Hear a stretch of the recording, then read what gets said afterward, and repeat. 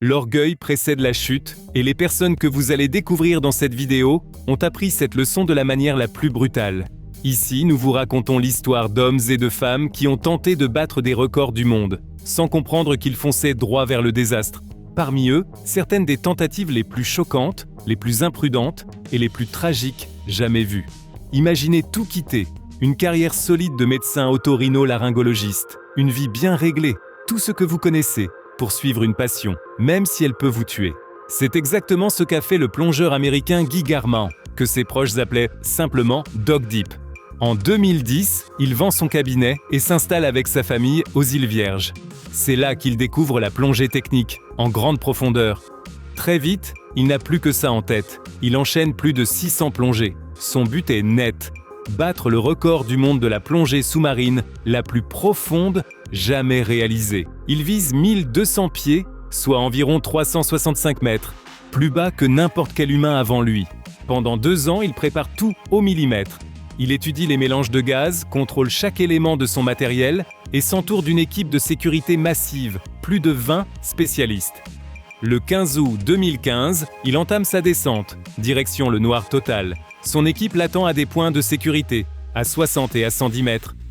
38 minutes plus tard, il devait remonter. Les minutes défilent. Rien, aucun signe. À ce moment-là, ils comprennent qu'il y a un problème grave. Guy Garman ne reviendra pas. 4 jours plus tard, son corps est récupéré. Et aujourd'hui encore, on ne sait pas exactement ce qui s'est passé. Pour certains, passer de son record personnel, 800 pieds, à une cible de 1200, c'était trop vite, trop risqué. Pour d'autres, il était au contraire l'un des mieux préparés, et il a simplement touché la limite de ce que le corps humain peut encaisser. Alors, où est la frontière entre nourrir le rêve d'un enfant et projeter sur lui l'ambition d'un adulte ? L'histoire de Jessica Dubroff, 7 ans, en 1996, fait partie des leçons les plus sombres sur ce sujet. Poussée par son père Lloyd, la petite Jessica devait devenir la plus jeune pilote à traverser les États-Unis. À cet âge, impossible d'avoir une licence. Officiellement, c'est donc un instructeur expérimenté, Joe Reed, qui est aux commandes, tandis que Jessica pilote sous sa supervision. Évidemment, c'est explosif et dangereux. Le 10 avril, il décolle dans un petit Cessna depuis la Californie, avec pour objectif la côte Est, dans le Massachusetts. Après une escale à Cheyenne, dans le Wyoming, il compte repartir le lendemain matin.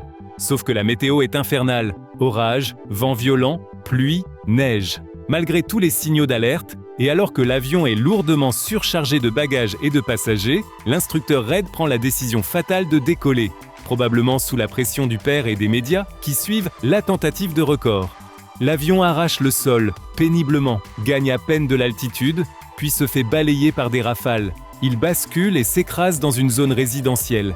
Jessica, son père et l'instructeur meurent sur le coup. Après cette tragédie, les États-Unis adoptent une nouvelle loi, le Child Pilot Safety Act, qui interdit ce type de tentative de record impliquant des mineurs. L'idée est simple, que l'ambition des adultes ne puisse plus jamais mettre un enfant en danger de cette façon. Pour d'autres, c'est la vitesse qui prend toute la place. Bill Warner, lui, vivait pour ça. Il voulait repousser ce qui était physiquement possible sur une moto. 2 ans plus tôt, il avait déjà établi un record du monde en poussant sa Suzuki Hayabusa, modifiée à près de 500 km/h. Mais le 14 juillet 2013, il vise encore plus haut. Son objectif ? Atteindre 300 miles par heure, environ 480 km/h sur un seul mile. Et le plus cruel, c'est que cette tentative devait être la dernière. Le lendemain, il comptait arrêter, vendre la moto, tourner la page. Concentré, Warner dévore la piste et atteint la vitesse hallucinante de 285 miles par heure. Et juste après la ligne, tout se dérègle. Il perd le contrôle, la moto sort de la trajectoire et Warner est violemment éjecté.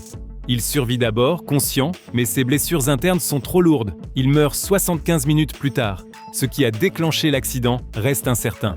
À ce niveau de vitesse, la moindre erreur suffit. Certains rêves sont si grands qu'ils peuvent nous coûter une vie. L'histoire de Nick Piantanida le prouve. Aventurier sans limite dès l'enfance, il veut battre le record du saut en parachute depuis l'altitude la plus élevée.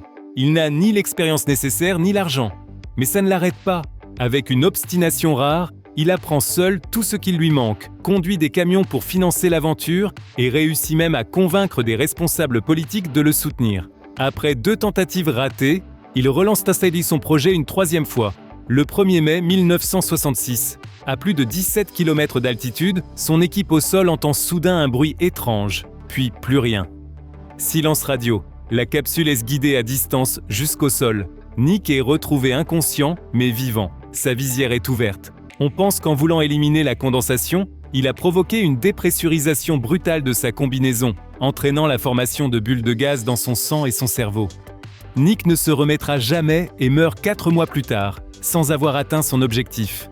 Parfois, une tentative de record ne détruit pas seulement ceux qui y participent, elle déclenche un désastre pour toute une région.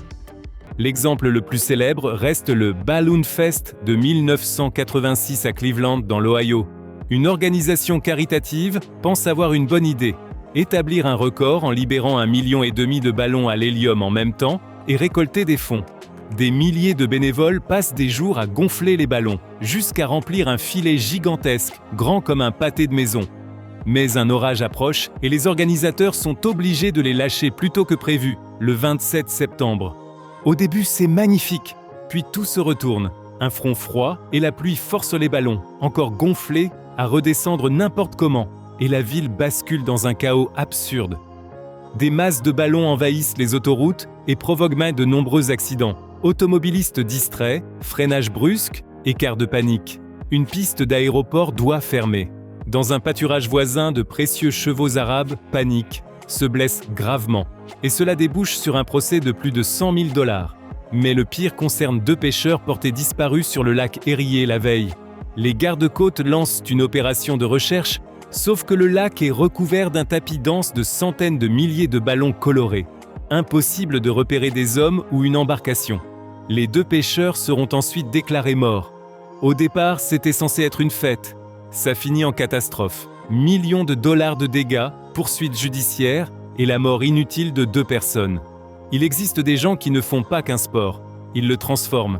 L'Américain Carl Boynich en est l'exemple parfait, le grand nom du base jump moderne. C'est lui qui a popularisé la discipline, l'a filmé comme personne et lui a donné son nom.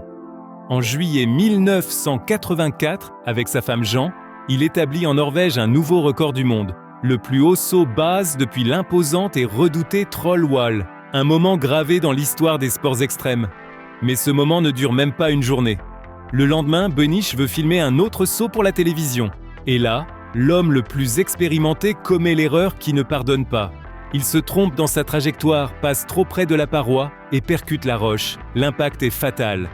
Battre un record devant une foule, dans sa propre ville, c'est le rêve de beaucoup. Pour le cascadeur à moto Alex Harville, ce rêve se transforme en cauchemar en juin 2021. À 28 ans, il est une légende à Moses Lake, dans l'État de Washington. Adolescent, il a déjà décroché 2 records Guinness et il voue un culte à Evel Knievel. Cette fois, il vise un saut de 351 pieds, près de 107 mètres. Harville est un mari aimant et le père de 2 enfants, mais il a aussi ce besoin constant d'aller trop loin. Il ne cherche pas le show, il cherche la limite. Pendant des semaines, il prépare le saut et documente la construction de l'énorme rampe sur les réseaux sociaux. Pourtant, il décide de ne pas faire de saut d'essai, peut-être pour garder le grand moment pour le public. Ce jeudi matin, il lance la moto à près de 150 km/h et s'arrache de la rampe. Des milliers de personnes retiennent leur souffle. Mais en plein vol, tout le monde le voit. Ça ne passera pas. Il manque la réception de moins d'1,5 mètre. Au lieu d'atterrir sur la plateforme, il heurte le bord de la rampe en terre et est éjecté. Malgré l'arrivée immédiate des secours, Alex Harville meurt peu après à l'hôpital. Nous entrons maintenant dans l'âge d'or de l'aviation, une époque de pilotes audacieux et d'avions révolutionnaires. Mais c'est aussi une époque où un détail minuscule peut décider de tout. Le pilote de course Lowell Bales l'apprend de la pire manière. En 1931, il veut battre le record de vitesse des avions terrestres avec son appareil mythique, le GB Model Z. Quelques jours plus tôt, il avait déjà atteint une vitesse moyenne de 281 miles par heure, plus de 450 km/h, lors d'une première tentative. Le record semblait à portée de main. Puis, au moment décisif, l'impensable arrive. Sous l'effet de forces extrêmes et de vibrations, le bouchon du réservoir se détache, est projeté vers l'arrière et traverse le pare-brise du cockpit. Il frappe Bales et le met hors d'état de piloter. L'avion plonge et s'écrase au sol, détruit à l'impact. Toutes les tentatives de record ne se terminent pas par la mort. Parfois, c'est le record qui meurt, pour une raison rageante. L'histoire de l'athlète britannique Amy Hughes en est la preuve. Déjà connue pour son endurance, elle avait couru 53 marathons en 53 jours d'affilée. En 2016, elle veut frapper fort, battre le record de la plus grande distance parcourue sur un tapis roulant en une semaine. Pour une bonne cause, elle installe un tapis dans un centre commercial et commence à courir, sans s'arrêter, pendant une semaine entière. À la fin, l'écran affiche 520 miles, plus de 836 km. Elle dépasse l'ancien record de 517 miles. Mais Guinness World Records lui oppose un refus glacial. Pour homologuer un record, les règles sont impitoyables. Vidéo continue et surtout, plusieurs témoins indépendants, présents 24 heures sur 24. Le problème, c'est que la seule personne à avoir tout observé et tout documenté du début à la fin, c'est son compagnon. Et un partenaire n'est pas considéré comme indépendant. Pour ce détail, aussi absurde que décisif, son exploit n'a jamais été reconnu officiellement. Certains grandissent entourés de records. Donald Campbell, lui, est le fils d'un homme qui en avait déjà établi 13. Après la mort de son père, Donald veut prolonger cette légende. Et il y arrive, avec éclat, en devenant en 1964 le premier à battre la même année le record de vitesse sur terre et sur l'eau. Mais il en veut toujours plus. Le 4 janvier 1967, il vise la barre mythique des 300 miles par heure, plus de 480 km par heure, avec son bateau Bluebird. C'est un pari fou, parce que le bateau a 12 ans et n'a pas été conçu pour ça. Malgré tout, Donald Campbell se lance, avec son ours en peluche porte-bonheur, Monsieur White, attaché à son casque. Après un premier passage réussi, le drame se joue au retour. Le bateau décolle, se retourne dans les airs et se désintègre en frappant la surface de l'eau. Ses derniers mots à la radio résonnent encore « Je vole à l'envers ». Puis le Bluebird s'écrase et sombre. L'épave ne sera retrouvée que plus de 30 ans plus tard. Quand les plongeurs la découvrent enfin, l'image est glaçante. À l'intérieur, les restes de Donald Campbell. L'impact l'a tué sur le coup. Et l'ours en peluche est toujours là, attaché à son casque. Vient ensuite une histoire tragique et pleine de zones d'ombre, qui a marqué les sports extrêmes pour toujours. Celle d'Audrey Mestre, apnéiste française, mariée à son plus grand rival et en même temps à son idole, le célèbre Francisco Ferreras. Audrey pratique l'apnée, no limits, la discipline la plus dangereuse. Le plongeur est tiré vers des profondeurs extrêmes par un poids, puis remonte grâce à un ballon gonflable. Le tout en une seule respiration.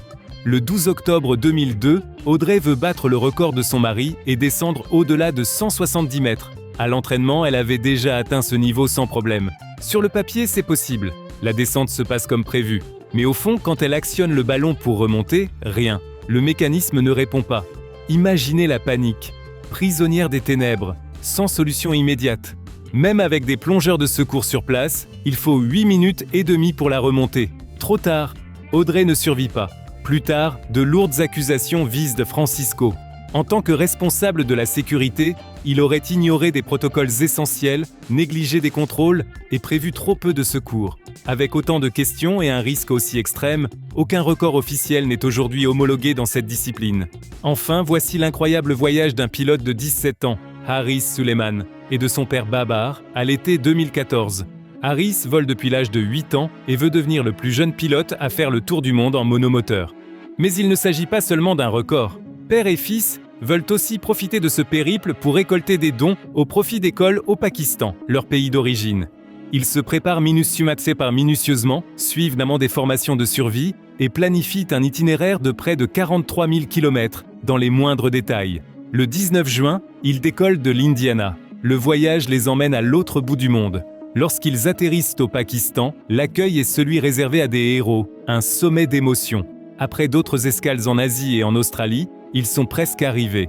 Il ne leur reste que 2 jours de vol et 3 escales avant de rentrer et de décrocher le record. Leur famille prépare déjà la fête. Puis, après le décollage de l'île de Pago Pago, dans le Pacifique Sud, vers Hawaï, tout bascule peu avant 22 heures.